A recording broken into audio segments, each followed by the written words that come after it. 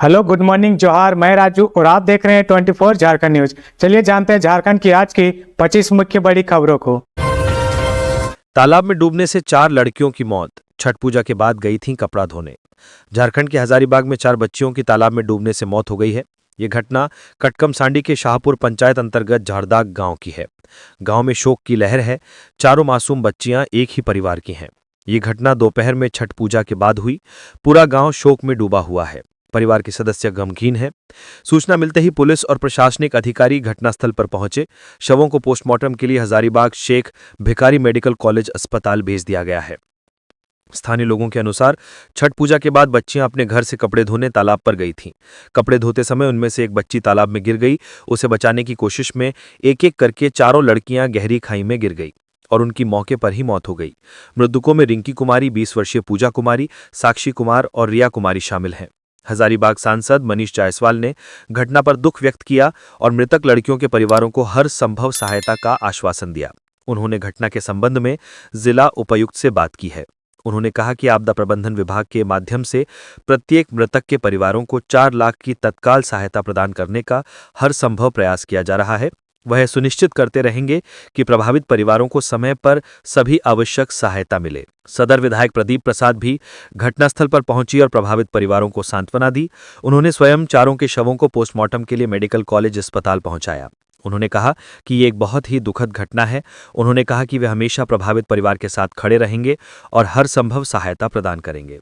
उन्होंने लोगों से अपने बच्चों पर विशेष ध्यान देने और उन्हें नदियों और तालाबों में नहाने या कपड़े धोने से रोकने का भी आग्रह किया।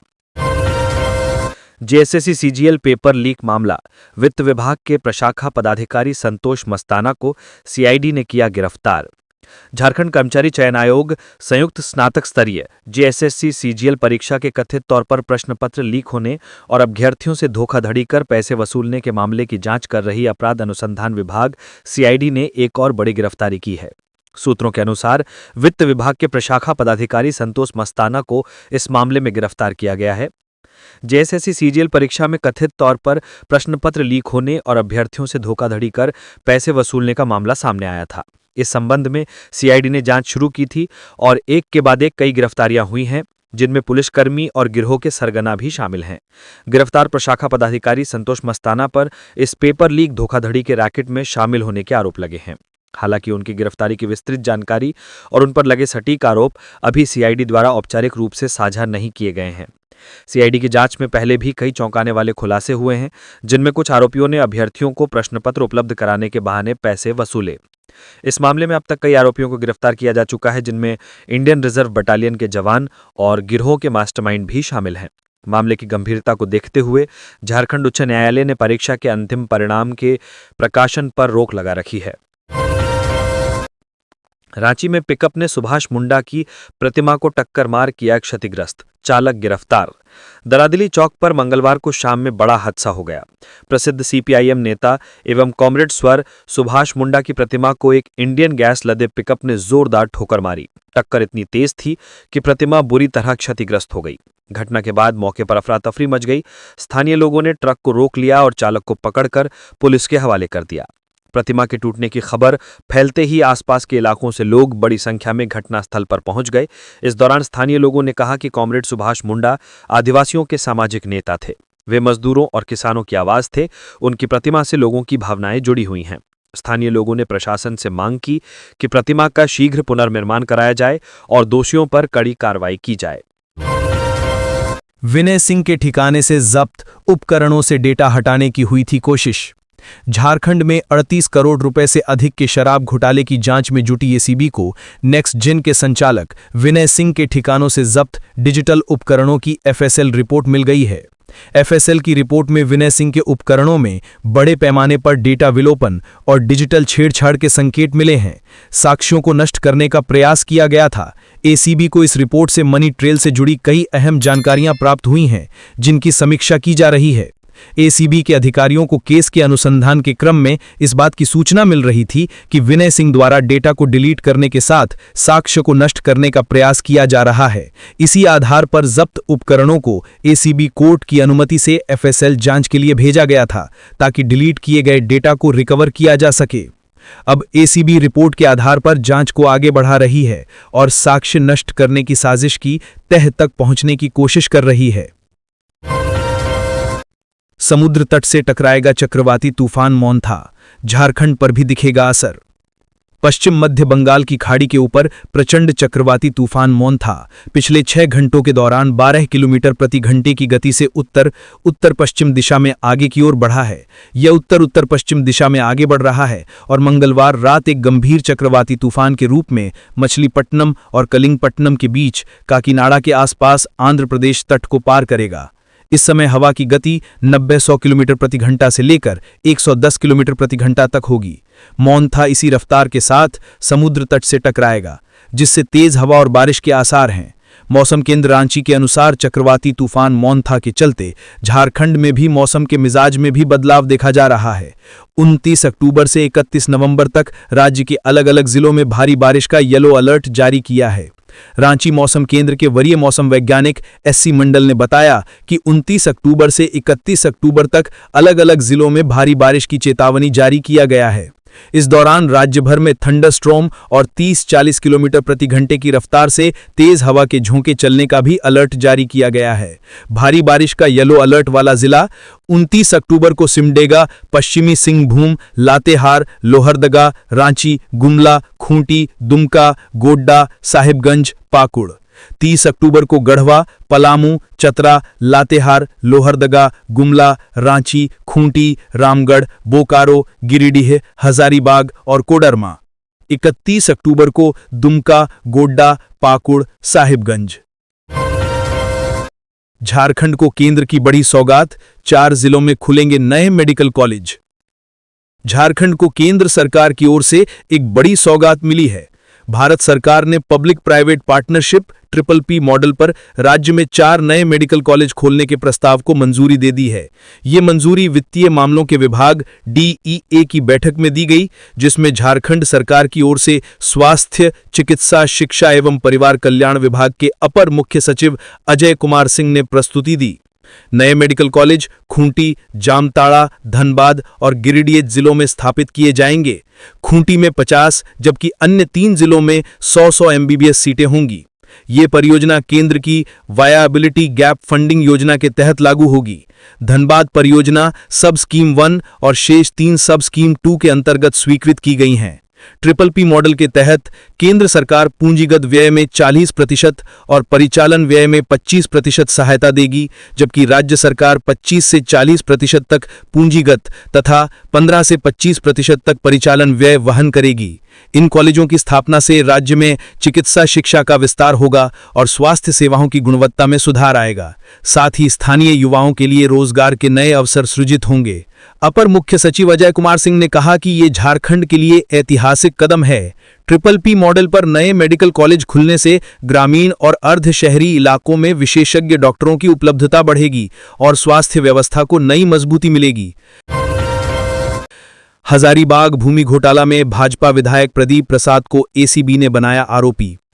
हजारीबाग वन भूमि घोटाला में भाजपा विधायक प्रदीप प्रसाद भी आरोपी बनाए गए हैं।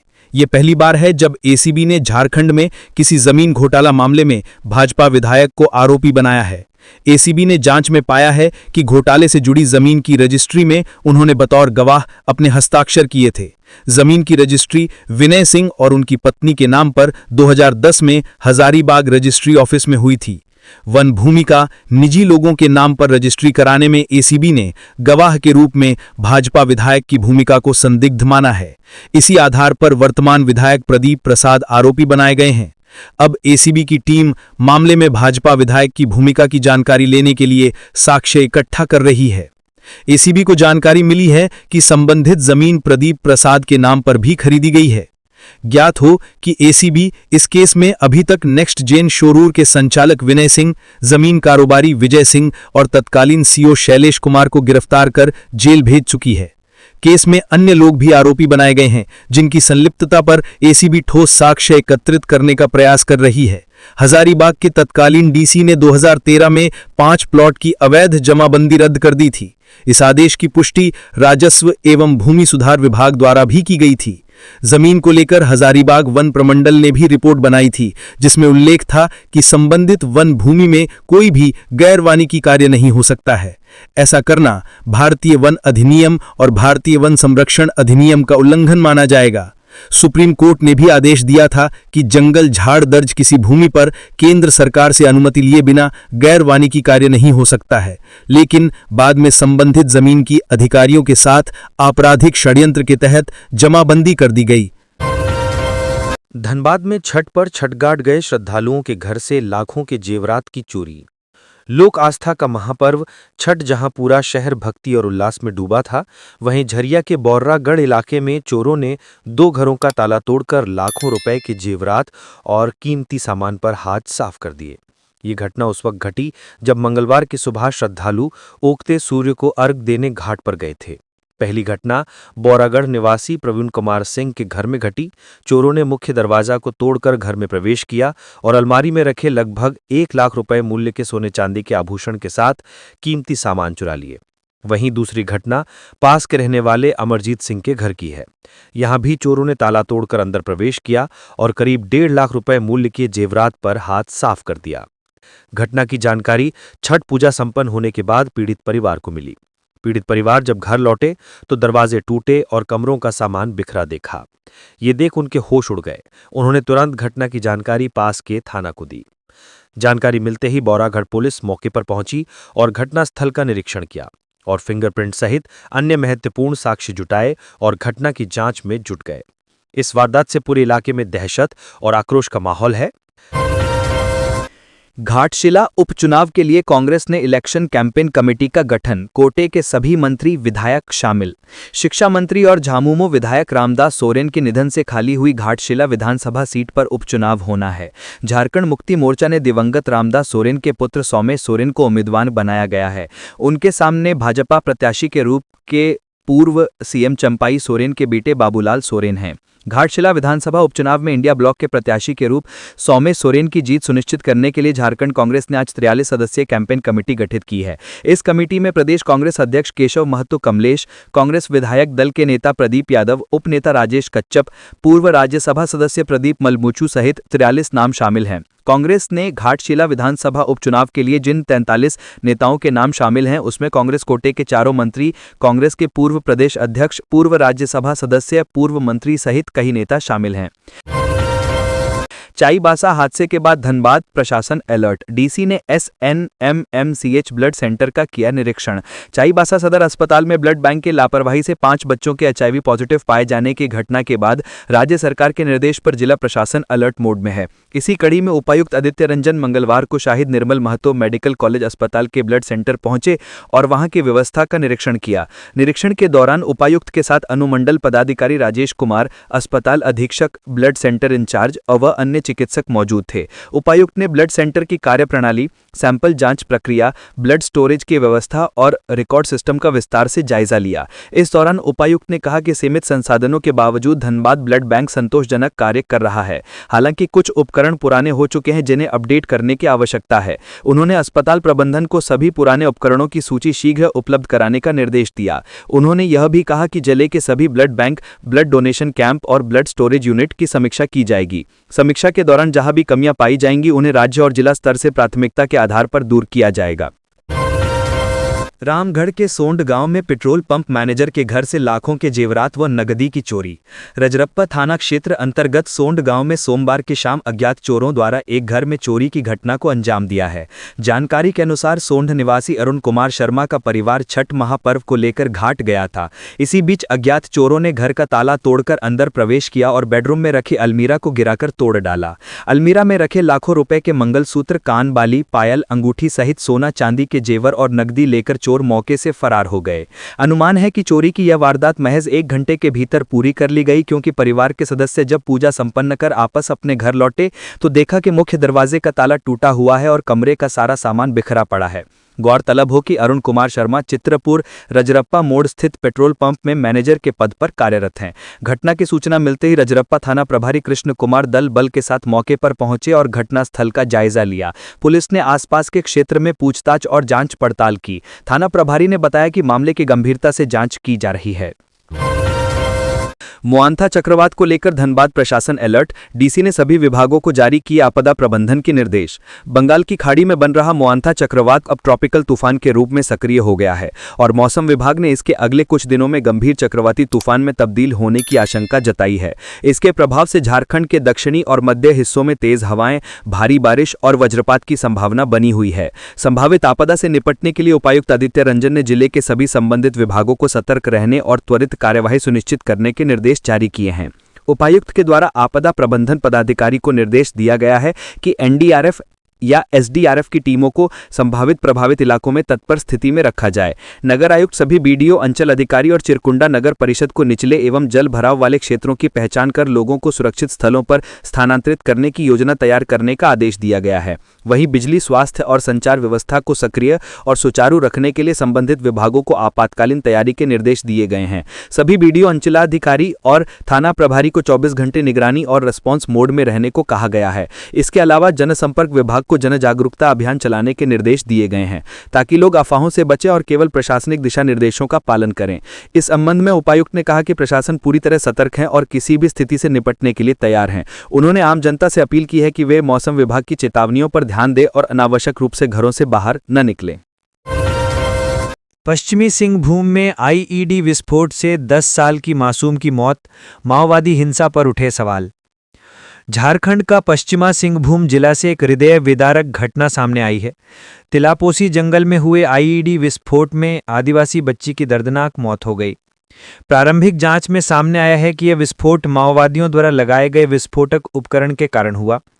मनोहरपुर के अनुमंडल पुलिस अधिकारी एसडीपीओ जयदीप लाखड़ा ने बताया कि बच्ची जंगल में सियाल के पत्ते तोड़ने गई थी, तभी उसका पैर गलती से जमीन में दबे आईईडी पर पड़ गया। यह विस्फोटक सुरक्षा बलों को निशाना बनाने के लिए लगाया गया था, लेकिन दुर्भाग्यवश इस बार इसकी चपेट में एक मासूम आ गई। विस्फोट होते ही बच्चे की मौके पर ही मौत हो गई। एसडीपीओ लाकड़ा ने कहा कि प्रशासन इस घटना को गंभीरता से ले रहा है और माओवादी हिंसा के शिकार परिवार को सरकारी प्रावधानों के तहत मुआवजा दिलाने के लिए राज्य सरकार को पत्र भेजा जाएगा। जिराईकेला थाना प्रभारी अमित कुमार ने बताया कि मृतका की पहचान दीघा गांव निवासी जय मसीह हेरेंज की बेटी सेरिया हेरेंज के रूप में हुई है। मंगलवार को छठ पर्व के कारण स्कूल बंद था, इसलिए सेरिया अपने दोस्तों के साथ जंगल में पत्ते तोड़ने गई थी। इसी दौरान यह हादसा हुआ। अमित कुमार ने बताया कि विस्फोट में बच्ची के दोनों पैर बुरी तरह क्षतिग्रस्त हो गए थे। पुलिस और सीआरपीएफ की संयुक्त टीम ने शव को बरामद कर पोस्टमार्टम के लिए भेज दिया है। पोस्टमार्टम के बाद शव परिजनों को सौंपा जाएगा।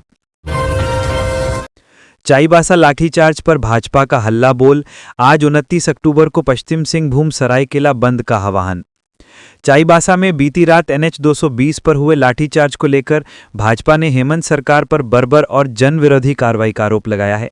पार्टी ने आज प्रदेश के सभी जिलों में राज्य सरकार का पुतला दहन किया और कल 29 अक्टूबर को पश्चिम सिंहभूम, चाईबासा एवं सरायकेला खरसावां जिले में 12 घंटे के बंद का आह्वान किया है। बंद सुबह 6 बजे से शाम 6 बजे तक रहेगा, जिसमें आवश्यक सेवाओं को बाधित नहीं किया जाएगा। भाजपा के प्रदेश कार्यकारी अध्यक्ष व सांसद आदित्य साहू ने रांची में प्रेस वार्ता कर कहा कि शांतिपूर्ण धरना प्रदर्शन जनता का लोकतांत्रिक अधिकार है, लेकिन झारखंड सरकार लगातार आंदोलनों को लाठी और गोली से दबा रही है। उन्होंने कहा कि चाईबासा बाईपास पर पिछले 2 वर्षों से NH 220 पर भारी वाहनों के आवागमन से अब तक 154 लोगों की जान जा चुकी है। पिछले 10 दिनों में ही 4 लोगों की सड़क दुर्घटनाओं में मौत हुई है। साहू ने बताया कि स्थानीय आदिवासी मूलवासी जनता ने मंत्री दीपक बिरुवा के आवास घेराव का कार्यक्रम रखा था, लेकिन सरकार का कोई प्रतिनिधि उनसे बात करने नहीं पहुंचा। रात में पुलिस ने धरना स्थल पर लाठीचार्ज किया, आंसू गैस के गोले छोड़े और कई लोगों को गिरफ्तार किया। भगदड़ में कई लोग घायल हुए, जिनमें से कई डर के कारण इलाज नहीं करा रहे हैं। भाजपा नेता ने कहा कि यह हेमंत सरकार की दमनकारी प्रवृत्ति का उदाहरण है। सरकार जनता की मौत और उनकी समस्याओं के प्रति संवेदनशील है। उन्होंने घटना की न्यायिक जांच की मांग की और कहा कि भाजपा जनता की आवाज बनकर सड़क से सदन तक संघर्ष जारी रखेगी। पलामू सड़क हादसे में भाई बहन की मौत, 2 बाइक आमने सामने टकराए, दूसरे बाइक पर सवार पति पत्नी घायल। पलामू जिले के लेस्लीगंज थाना क्षेत्र में दर्दनाक सड़क हादसा हुआ, जिसमें भाई बहन की मौके पर ही मौत हो गई। एक अन्य दंपति गंभीर रूप से घायल हो गए। यह दुर्घटना जगतपुरवा बेदानी मुख्य सड़क पर कमलकेड़िया गांव के पास हुई, जहां 2 मोटरसाइकिलें आमने सामने टकरा गईं। मृतकों की पहचान मेदिनीनगर शहर थाना क्षेत्र के निमिया निवासी 38 वर्षीय सत्यवती देवी, पति गिरिजालाल मेहता और लेसलीगंज के कुराइन पतरा पंचायत के सोंस गांव निवासी 32 वर्षीय हेमंत कुमार पिता उदित कुमार के रूप में हुई है। दोनों रिश्ते में भाई बहन थे। घायल दंपति की पहचान तरहसी के रहने वाले लाडले हसन और उनकी पत्नी के रूप में की गई है। जानकारी के अनुसार लाडले हसन अपनी पत्नी के साथ तरहसी बेदानी की ओर से मेदिनीनगर जा रहे थे, जबकि हेमंत कुमार दूसरी दिशा से तरहसी बेदानी की ओर आ रहे थे। कमलकेडिया गांव के पास दोनों बाइकों की आमने सामने जोरदार भिड़ंत हो गई। टक्कर इतनी तेज थी कि दोनों मोटरसाइकिलें बुरी तरह क्षतिग्रस्त हो गईं।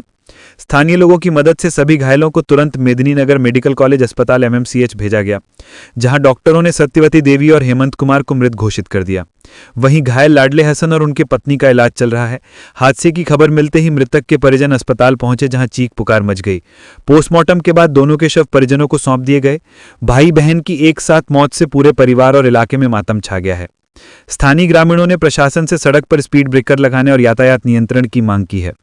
लेसलीगंज थाना प्रभारी उत्तम कुमार राय ने बताया कि दोनों बाइकों की टक्कर कैसे हुई, इसकी जांच की जा रही है। पुलिस ने घटनास्थल का निरीक्षण किया है, वाहनों को जब्त कर लिया है। चक्रवाती तूफान मोंथा से फसलों की सुरक्षा के लिए प्रशासन ने जारी की सलाह। रांची जिला प्रशासन ने किसानों से अपील की है कि वे चक्रवाती तूफान मोंथा के असर को देखते हुए सतर्क रहें और फसलों की सुरक्षा के लिए जरूरी कदम उठाएं। मौसम विभाग के अनुसार यह तूफान 28 से 31 अक्टूबर तक झारखंड में भारी बारिश और तेज हवाएं ला सकता है, जिससे धान, सब्जी और अन्य खरीफ फसलों को नुकसान पहुंचने की आशंका है। किसानों के लिए प्रशासन की मुख्य सलाह, जो फसलें धान, मक्का आदि कटाई के लिए तैयार हैं, उन्हें काटकर सुरक्षित जगह पर रखें। गिरी हुई फसल को प्लास्टिक शीट या तिरपाल से ढक दें ताकि बारिश से खराब ना हो। सब्जी वाली फसलों को सहारा दें ताकि तेज हवा में ना गिरे। नदी या नाले के पास की फसलों पर खास ध्यान रखें। पॉली हाउस और नेट हाउस को मजबूत करें। पशुओं को सुरक्षित जगह पर रखें और चारे का इंतजाम करें। ट्रैक्टर, पंप और मशीनों को ऊंचे स्थान पर रखें। फिलहाल सब्जियों की बुआई रोक दें। अगर आलू की बुआई हो चुकी है तो खेतों में पानी जमा न हो, इसके लिए रास्ता बनाएं। जिले के वे किसान जो प्रधानमंत्री फसल बीमा योजना से जुड़े हैं, वे फसल नुकसान की सूचना फोटो या वीडियो प्रमाण के साथ विभाग को दें। शिकायत या बीमा दावा करने के लिए टोल फ्री नंबर 1447 पर संपर्क करें। अमित खरे को संसद टीवी के सीईओ का अतिरिक्त प्रभार। उपराष्ट्रपति के सचिव अमित खरे को संसद टीवी के सीईओ का अतिरिक्त प्रभार दिया गया है। संसद टीवी के संयुक्त सचिव गौरव गोयल के हस्ताक्षर से इससे संबंधित आदेश जारी कर दिया गया है। मई से संबंधित जारी आदेश में कहा गया कि संसद टीवी के गवर्निंग काउंसिल ने उपराष्ट्रपति के सचिव अमित खरे को संसद टीवी के सीईओ का अतिरिक्त प्रभार देने का फैसला किया है। अमित खरे उपराष्ट्रपति के सचिव की जिम्मेवारी निभाने के अलावा संसद टीवी के सीईओ की भी जिम्मेवारी निभाएंगे। ये आदेश तत्काल प्रभाव से लागू होगा। उपराष्ट्रपति के सचिव पद पर नियुक्त किए जाने से पहले वे प्रधानमंत्री नरेंद्र मोदी के सलाहकार के पद पर कार्यरत थे। वे झारखंड काडर के अधिकारी हैं। सेवानिवृत्त होने के बाद केंद्र सरकार ने उन्हें प्रधानमंत्री के सलाहकार के पद पर नियुक्त किया था। झारखंड में वे चाईबासा के उपायुक्त, योजना सचिव, वित्त सचिव, विकास आयुक्त सहित अन्य पदों पर कार्यरत रहे हैं। चाईबासा में उपायुक्त के रूप में पदस्थापन के दौरान उन्हें चारा घोटाले का पर्दाफाश करने वाले अधिकारी के रूप में जाना जाता है। चाईबासा में नो एंट्री पर बवाल, बाबूलाल मरांडी ने की न्यायिक जांच की मांग। चाईबासा में नो एंट्री की मांग को लेकर मंत्री आवास के घेराव के दौरान तांबो चौक पर पुलिस के साथ झड़प, पथराव और लाठीचार्ज मामले पर भाजपा प्रदेश अध्यक्ष बाबूलाल मरांडी ने तीखी प्रतिक्रिया व्यक्त की है। उन्होंने इसे कानून व्यवस्था की विफलता नहीं बल्कि भ्रष्टाचार की हिफाजत करने वाला राज्य प्रायोजित आतंक करार दिया है। बाबूलाल मरांडी ने आरोप लगाया है कि ग्रामीण शांतिपूर्वक नो एंट्री नियम लागू करने की मांग कर रहे थे ताकि उन्हें अवैध बालू और लौह अयस्क ढोने वाले उन किलर ट्रकों से मुक्ति मिल सके जो पिछले 1 साल में 100 से अधिक निर्दोष जिंदगियों को कुचल चुके हैं। लेकिन सरकार नो एंट्री क्यों नहीं लागू कर रही है? उनका कहना है कि इस रूट पर ट्रकों से होने वाली अवैध धुलाई में मंत्री से लेकर प्रशासन तक सब शामिल हैं। हर ट्रक से कमीशन लिया जाता है। सरकार इस अवैध कारोबार को बंद नहीं करना चाहती क्योंकि इससे अवैध कमाई का खजाना रुक जाएगा। बाबूलाल मरांडी के मुताबिक पूर्व मुख्यमंत्री मधु कोड़ा ने खुद इस भ्रष्टाचार का पर्दाफाश किया है। उन्होंने बताया कि 14 अक्टूबर को उन्होंने नोवा मुंडी में 6 अवैध ट्रक, 3 लोडेड और 3 लोडिंग के लिए तैयार की सूचना पुलिस को दी थी। लेकिन दुखद बात यह है कि आज तक पुलिस ने उन पर कोई कार्रवाई नहीं की। पुलिस की इस निष्क्रियता से यह सिद्ध होता है कि वह खनन माफिया के साथ पूरी तरह मिली हुई है। बाबूलाल मरांडी ने कहा है कि जब ग्रामीण सुबह से लेकर देर रात तक NH 220 पर शांति से धरना दे रहे थे और अपना भोजन बना रहे थे, तब रात 11 बजे उन पर अचानक बर्बरता की गई। इस शांत और निहत्ती भीड़ पर पुलिस ने न केवल लाठियां बरसाई और आंसू गैस के गोले दागे, बल्कि सूत्रों के अनुसार फायरिंग भी की गई, जिससे कई लोग गंभीर रूप से घायल हुए हैं। उन्होंने पूरे मामले की उच्च स्तरीय न्यायिक जांच कराने की मांग की है। साथ ही घटना के लिए जिम्मेदार पुलिस अधिकारियों को तत्काल निलंबित करने और उन पर हत्या के प्रयास का मुकदमा चलाने की मांग की है। वहीं इस मामले को लेकर पूर्व मुख्यमंत्री चंपाई सोरेन ने आज यानी बुधवार को कोल्हान बंद का आह्वान किया है। काम नहीं आई नेतागिरी और दादागिरी, प्रशासन ने खदान और क्रशर किया सील। अपने रसूख का दर दिखाकर खनन पट्टा क्षेत्र में रहने वाले ग्रामीणों को धमकाने, मारपीट और फायरिंग कर दहशत फैलाना पत्थर व्यवसायी अजहर इस्लाम को महंगा पड़ गया है। जिला प्रशासन के निर्देश पर अजहर और उसके छोटे भाई मजहर के हिरनपुर प्रखंड के बेल पहाड़ी और जियाजोड़ी स्थित क्रशर यूनिट और पत्थर खदान को सील कर दिया गया है। अनुमंडल पदाधिकारी साइमन मरांडी के नेतृत्व में खनन एवं प्रदूषण परिषद के अधिकारी हिरनपुर, अंचलाधिकारी दलबल जियाजोड़ी और बेल पहाड़ी पहुंचे। यहां स्थित अजहर इस्लाम के क्रशर यूनिट और पत्थर खदान को सील कर दिया गया है। एसडीओ साइमन मरांडी ने बताया कि भारतीय नागरिक सुरक्षा संहिता की धारा 152 के तहत कार्रवाई शुरू की गई है। उन्होंने बताया कि दोनों पत्थर व्यवसायियों द्वारा खनन एवं क्रशर क्षेत्र में तय मानकों के अनुरूप कार्य नहीं किया जा रहा था। इसके साथ ही विस्फोटकों के उपयोग से पत्थर के टुकड़े आमजन के घर पर गिरा पाया गया। लोगों की जानमाल की सुरक्षा को लेकर ही क्रशर एवं खदान को सील करने की बात एसडीओ द्वारा कही गई है। बता दें कि बीते 25 अक्टूबर को पत्थर व्यवसायी अजहर इस्लाम के पत्थर खदान में हुए भारी विस्फोट से बेल पहाड़ी मौजा के कई ग्रामीणों के छत मकान की दीवार क्षतिग्रस्त हो गए थे, जिसके बाद ग्रामीणों ने उत्खनन एवं पत्थरों के प्रेक्षण बंद करा दिया था। ग्रामीणों की मांग थी कि जब तक पत्थर व्यवसायी अजहर ग्रामीणों के साथ मिल बैठकर क्षतिपूर्ति और मुआवजे का फैसला नहीं करता, पत्थर खदान और क्रशर में उत्खनन एवं प्रेक्षण बंद रहेगा। लेकिन 26 अक्टूबर को अजहर ने उत्खनन और क्रशर दोबारा चालू कर दिया। जब ग्रामीण विरोध जताने बेल पहाड़ी मौजा स्थित क्रशर यूनिट पर पहुंचे तो दोनों पक्षों के बीच पहले कहासुनी हुई। इसी बीच देखते देखते दोनों तरफ से पथराव और मारपीट शुरू हो गई। मारपीट और पथराव के दौरान ही अजहर के निजी सुरक्षा गार्डों द्वारा फायरिंग कर दी गई। इस मामले ने तूल पकड़ा और दोनों पक्षों द्वारा थाने में एफआईआर दर्ज कराई गई। अजहर एनडीए समर्थक आजसू का बीते विधानसभा चुनाव में पाकोड़ विधानसभा क्षेत्र से प्रत्याशी था। मामला आगे तूल नहीं पकड़े, इसके लिए मंगलवार को अजहर और उनके भाई के क्रशर यूनिट को सील करने की कार्रवाई प्रशासन के द्वारा किया गया। स्वशासन पढ़ा सरकार, भारत के लोगों ने पाहन से की मारपीट, मामला दर्ज। बुढ़मू प्रखंड के बड़का साड़म गांव में परंपरागत पाहन के साथ स्वशासन पढ़ा सरकार भारत के लोगों द्वारा मारपीट और जमीन कब्जा करने का गंभीर मामला सामने आया है। सोमवार को इस संगठन के महतो पद पर आसीन सुभाष खलखो ने सैकड़ों लोगों के साथ पाहन के खेत पर धावा बोल दिया और करीब 3 एकड़ में लगी धान की फसल काट ले गए। जब पाहन लालदेव पाहन, पिता स्वर्ग बुद्धू पाहन ने इसका विरोध किया तो उन पर हमला कर दिया गया। पाहन लालदेव ने बताया कि यह भूमि पूर्वजों की खतियानी जमीन खाता संख्या 123 है, जिस पर वे वर्षों से खेती करते आ रहे हैं, परंपरागत पाहन पूजा करते आ रहे हैं। यह भूमि उनके दादा स्वर्ग साहेबा पाहन के नाम पर दर्ज है। खतियान में भी स्पष्ट उल्लेख है। फिर भी गांव के सुभाष ओरांव, दुधर रुद्री टाना भगत, प्रमोद ओरांव, सनीचरवा ओरांव समेत सैकड़ों लोग खेत में घुस आए और धान काट लिए। विरोध करने पर मारपीट की। जब संवाददाता ने इस मामले पर सुभाष खलखो से बात की तो उन्होंने चौंकाने वाला बयान दिया। स्वशासन पढ़ा सरकार भारत का कोई रजिस्ट्रेशन नहीं है, यह संगठन पूरे भारत में चलता है। उन्होंने यह भी स्वीकार किया कि उन्होंने पाहन को खेती न करने की चेतावनी दी थी, बावजूद इसके उन्होंने फसल बो दी थी। पीड़ित पाहन परिवार ने थाना बुढ़मू में लिखित शिकायत दर्ज कर न्याय की गुहार लगाई है, लेकिन अब तक प्रशासन की ओर से कोई कार्रवाई नहीं हुई है। पाहन परिवार भय के साए में जी रहा है। संवाददाता से बातचीत के दौरान सुभाष खलखो ने खुली धमकी दी, कहा कि खबर वायरल हुआ तो भुगतना पड़ेगा।